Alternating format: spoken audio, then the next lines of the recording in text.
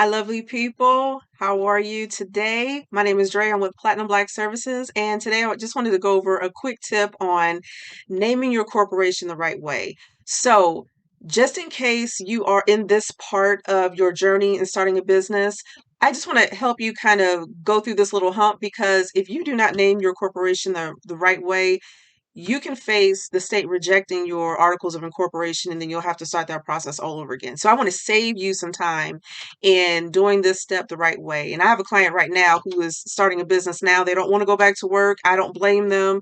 We've had a year home, working from home during COVID. And, the new norm is starting to set in where a lot of people just want to work for themselves. They don't want to go back to an office and work for an employee and punch a clock in. Who can blame them? I'm one of them. So let's jump right into it. So, again, a quick introduction. My name is Dreya. Hey, I'm with Platinum Black Services. I have been running this company for the past, I want to say 15, 20 years. Started off doing bookkeeping for various clients in various industries. And then I wanted to kind of help out people on a more larger scale in starting a business. That's my passion. That's what I like to do, including I've owned a couple of other businesses in the past. And again, my mission is to help you start a business quickly and find profitable income streams because that's what it's about. You want to support yourself, you want to be happy, and you want to get your time back. All right. So my goal today is to help you do three things. And that is to help you name your corporation appropriately according to the state regulations. Each state has its own rules and requirements to follow. To learn where to go online in order to see if your business name is available to use within your state. And last, how, to do a business name search within your state. Now, as we go on, I first want to stop and do a pause and go over kill some myths about starting a corporation because I'm pretty sure a lot of you have weighed the options of starting an LLC versus a corporation. And either one, to be honest, is great to do. My only thing is an LLC is basically considered a disregarded entity in the eyes of the federal government.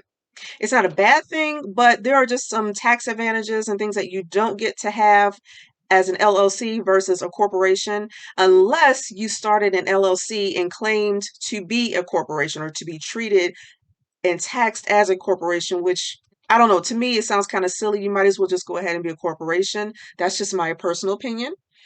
But again, there's no right or wrong reason, and it still works out in the end, depending on, what you do and what you choose.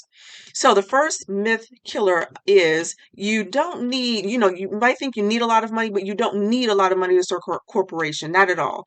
The key thing, though, to starting a corporation is you just got to be very organized, especially from the beginning. So you're going to have corporate documents like articles of incorporation, your bylaws, and shareholders agreements, things like that. You want to just be very, very organized with those. Those are so important for tax season, tax time. And, hopefully you're not audited, but in case you are, you want to have those forms on hand and in order.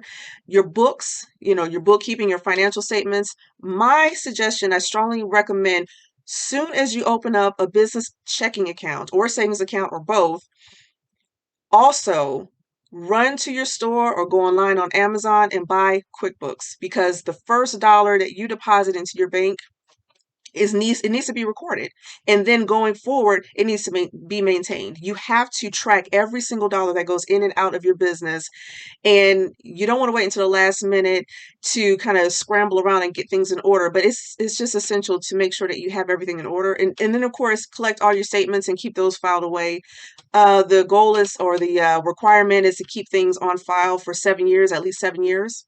And then receipts. And of course, that's where your tax deductions come in. You want to make sure that you're saving a receipt for any and every expense business related and that qualifies as a tax deduction for your business. The next myth killer is you are not required to pay dividends. I think a lot of people decide to go the LLC route is because if I go the corporation route, oh, I'll be taxed twice. And that's not true because corporations, yes, they do pay dividends, but they're not required to pay dividends. That's just an incentive, which is used to kind of keep shareholders investing, pouring capital into the company, keeping it going. And by that time, if you're looking to pay dividends, by then you should have a really good CPA or CPA firm that's helping you through that process and knowing, how to be taxed and how to, get some benefits and kind of save you on that. And then the last myth killer is, oh, you have to be this, you shouldn't start a corporation unless you're, at the level of a Fortune 500 company. Again, that's not true. Every Fortune 500 company is doing the exact same thing that you're doing when you're starting your corporation. Don't let that intimidate you because you don't have to be a big name, a big brand right off, from jump. Even the founder of Apple started in his garage. So you don't have to, be on the same level as the big boys. You just need to start. And, the only difference is that they've been a corporation a lot longer. That's it. Okay, so general naming requirements for corporations, and this is just general across the board for any state in the United States. And that is you cannot use words that may mislead the public into thinking that the company that you're forming is formed other than for the purpose or the purpose listed or stated on your articles of incorporation. And there's about 4 rules to go over that goes into more detail about that. But just in general, you cannot start a business and list on your articles of incorporation that, hey, my business is like a professional commercial cleaning services. And then the next day you want to start a restaurant and use the same name. Nope, that's not going to fly. That's not going to work. All right, so the first rule in naming your corporation, you cannot imply that your corporation is a government entity, financial institution, or any other agency regulated by law without authorization. I'm sorry. So there are restricted words in general that you cannot use, such as bank, savings. You cannot say that your corporation is a trust or insurance company, a credit union, cooperative, etc. You just have to, go and read the forms for filing out a business for your articles of incorporation, and it'll give you a list of names that are restricted. But this is pretty much the general rule. Unless you are authorized and given permission to claim that your business is or one of these things, you cannot use that and you will be denied. Your application will be denied. All right, rule number 2, you cannot imply that your business offers professional services, which requires appropriate licensing by the state. So restricted words like CPA, engineer, attorney, things like that. You cannot say that you offer professional services as a certified public accountant, engineer, attorney, so on and so forth, if you are not licensed. Point blank, period. You cannot do that. That's illegal. And third rule, and we're going to expand the third rule a little bit more, which is you must use words that are distinguishable and not the same as or deceptively similar from another business name. Okay, so basically there are just rules in place that say if someone has this name already registered, you cannot register under that same name or something similar or close to it, which will again confuse the public into thinking that you are a different company or something of that nature where it confuses the public and they don't know who is who. In the state as well. All right, so good example. You cannot use punctuation, contractions, or abbreviations. They do not distinguish one name from another. And we're going to go through 6 quick examples. As you can see, example number 1, night and day is not distinguishable from night and the symbol day. It's just not. Number 2, Hill Supermarket is not distinguishable from Hills with apostrophe S supermarket. Still very, very similar, very close. Number 3, play, kind of like an abbreviation, P.L.A.Y. Inc. is not distinguishable from just saying the word play, Inc. Number 4, barnstormers is not distinguishable, from barnstormers with barn-stormers. Same thing. The state will not approve that name for you. Number 5, do not stop ink is not distinguishable from don't stop ink. Again, we're using that contraction from do not to don't. They're not going to accept it. It looks too similar. And last, Mr. Coffee, where you're spelling Mr. Mister LLC, it's not distinguishable from Mr. if you use the abbreviation or the prefix Mr. Mr. Period coffee. Again, it's too similar. They're not going to allow that and let you form a corporation under that name. Okay, another example is the use of an article such as the, a, or an, or such as and, but, or does not distinguish the name from another, nor does changing the entity's designation.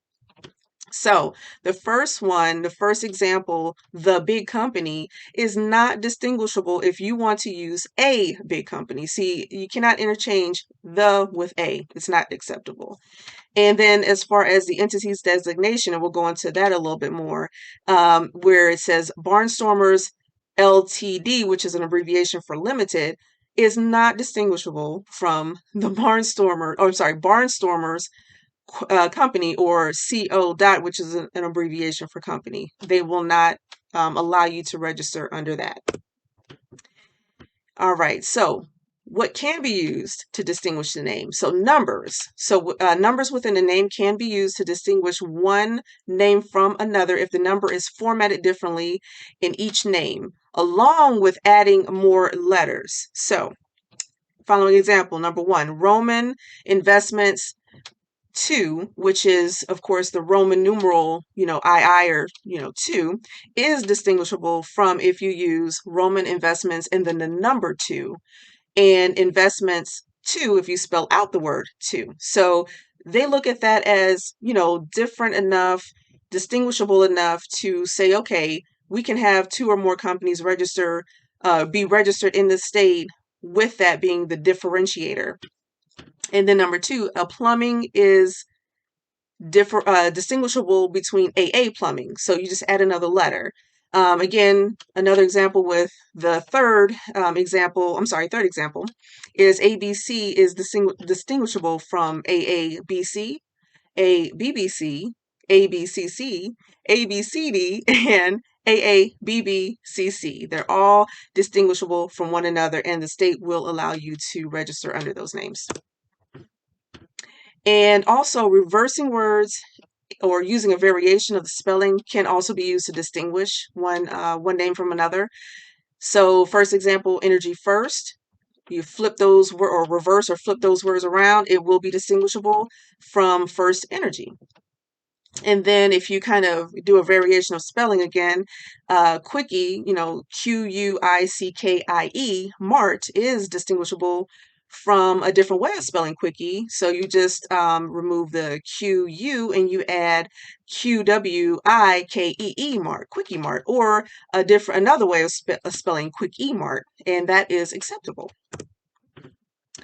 All right, we're still on rule number 3, and just to wrap that up, a foreign language. If you use a foreign language name, that will not conflict with the English translation. It usually does not. For example, la flor, meaning the flower, when translated into English, that's fine. So you have one language that says the floor as la flor, and it can be registered and acceptable within the state because it's not the exact same word or spelling as the flower. And then just bottom line, at the end of the day, unacceptable words across all states will not be accepted and allow you to register your company. So if any name contains profanity or words or phrases that are generally considered a slur against an ethnic group, religion, gender, or hereditary, it is considered unacceptable right out the gate. And rule number 4 of naming your corporation is the name must always include an expressly authorized suffix, often referred to as an entity designator or entity indicator.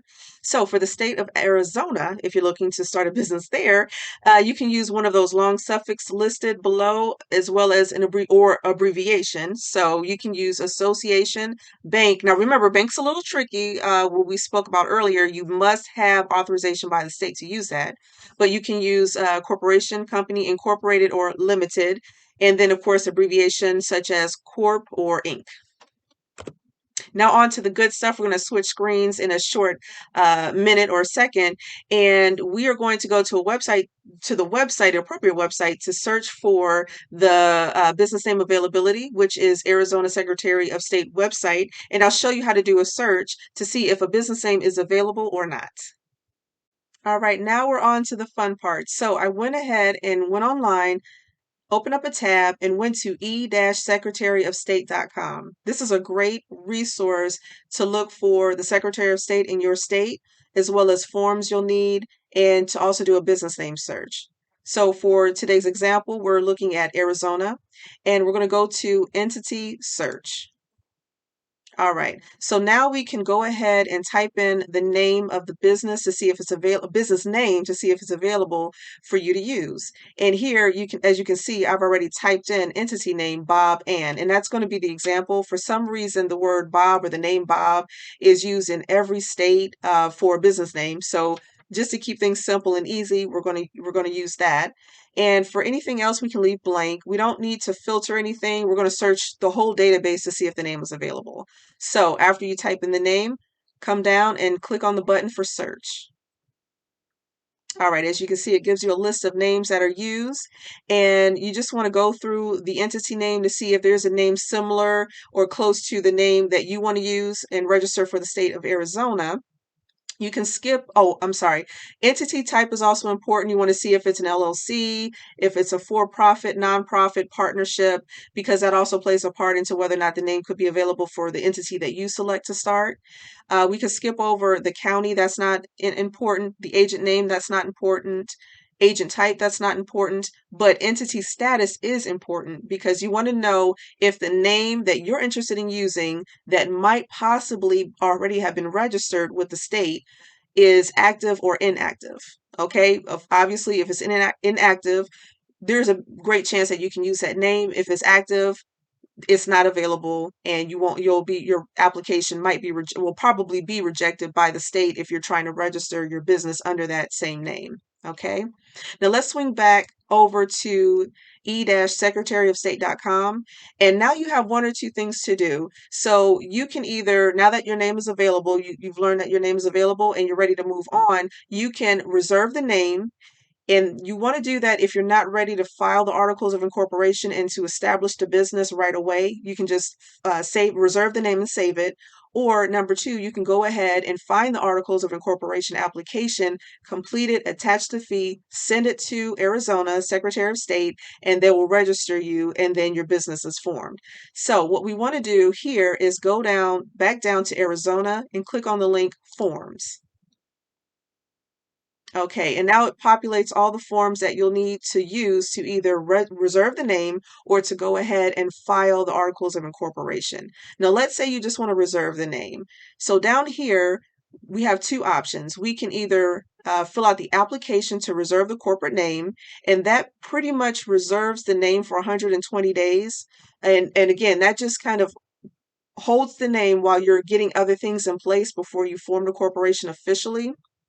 And then the second option is the application to register foreign corporation name. So the difference here from the first application to reserve the name is it's basically for domestic people. Anyone who lives in their or the corporation that they're trying to form will have an address and exist in the state of Arizona.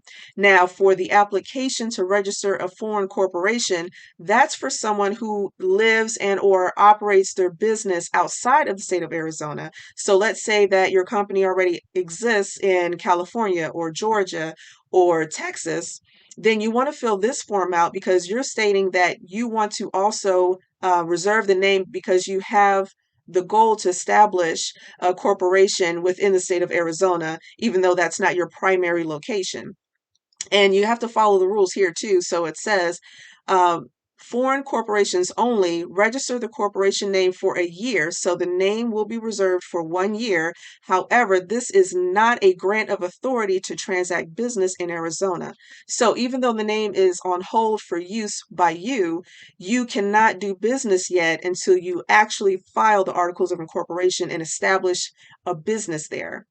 Now, the second option, like I said, if you want to go ahead and file the articles of incorporation, the first one you want to look at is articles of incorporation for profit. Now, we're not going to talk about nonprofits right now. We're only focused on starting a corporation and that's going to be profitable. You're going to bring in profits, okay?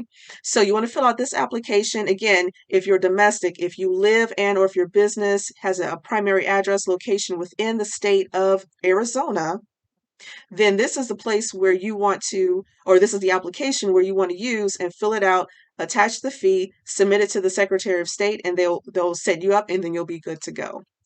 And the last example, if you, again, if you are considered a foreign corporation or someone who already owns and operates a business outside of Arizona, the primary location of that business is outside of Arizona, but you want to establish a location within Arizona, then you want to fill out this application for authority to transact business or conduct affairs in Arizona.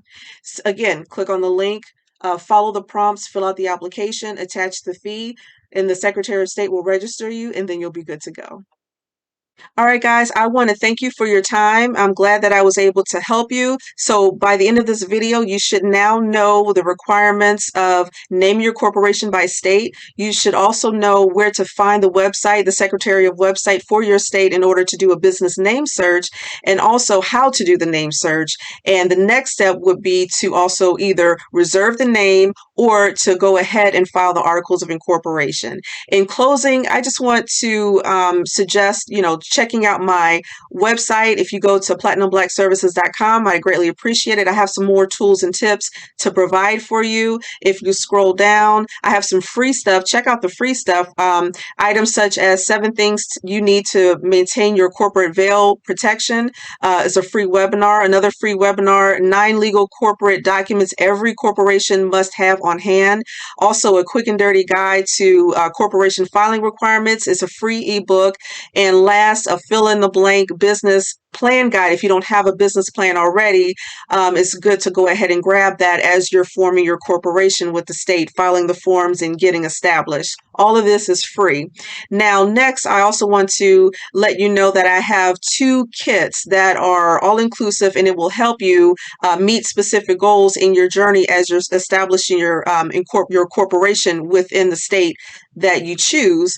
And the first one is the quick business kickoff, the Incorporator starter kit. And it's just a couple of files for $10. You get some really good checklists and files and forms to fill out that will help you cross all your T's and dot all your I's in the beginning stages of forming your corporation. If you need more information, more in-depth starter kit that also provides your articles of incorporation, your corporate bylaws, shareholders agreements, shareholder certificate, dissolution forms. I have a really great comprehensive package. It's professional. The forms are in Word and PDF, so you can immediately download them, customize them, add your logo, and use them as needed and fill in the information that is customized to your situation. Down here, it's the corporate formation starter kit for the state of, and you just select whatever state that you're in. Right now, I have a special offer. It's if you use the code START NOW, you'll get $60 off. Currently, a kit is $99. You receive over 150 forms. Again, they're all downloadable and easy and quick to use. But right now, with $60 off, I'm giving you a discount of $39. And you can get started right away. So I hope you enjoyed this video. I hope that you've learned what you needed to learn or what needed to know in order to do a business name search for your corporation, and also how to reserve the name or to go ahead and file the articles of incorporation, depending on if you are a domestic corporation or foreign corporation. Thanks again for watching, and I'll talk to you soon.